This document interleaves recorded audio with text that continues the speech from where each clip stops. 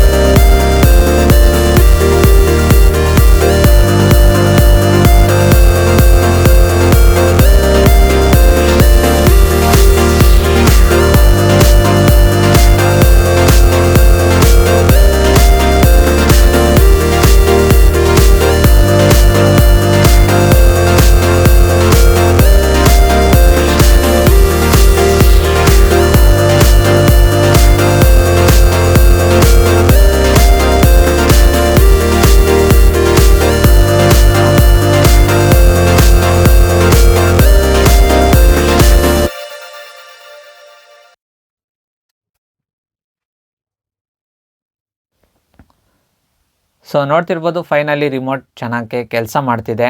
Indicator light ಸಹ ನಿಮಗೆ ಇಲ್ಲಿ ಕಾಣಿಸ್ತಿರ್ಬೋದು, ಬ್ಲಿಂಕ್ ಆಗ್ತಿದೆ. ಮೀನ್ಸ್ ರಿಮೋಟ್ ಈಗ ರೆಡಿಯಾಗಿದೆ ಯೂಸ್ ಮಾಡೋದಕ್ಕೆ. ಫ್ರೆಂಡ್ಸ್, ಈ ವಿಡಿಯೋ ನಿಮಗೆ ಇಷ್ಟ ಆಗಿದ್ರೆ ಒಂದು ಲೈಕ್ ಕೊಡಿ. ಹಾಗೆ ನಮ್ಮ ಚಾನಲ್ಗೆ ನೀವು ಹೊಸಬ್ರಾಯಿದ್ರೆ ಸಬ್ಸ್ಕ್ರೈಬ್ ಮಾಡಿಕೊಂಡು ಪಕ್ಕದಲ್ಲಿರೋ ಬೆಲ್ ಐಕನ್ನ ಸೆಲೆಕ್ಟ್ ಆಲ್ ಅಂತ ಕೊಡಿ. ವಿಡಿಯೋ ನೋಡಿದ್ದಕ್ಕಾಗಿ ಧನ್ಯವಾದಗಳು. Thanks for watching.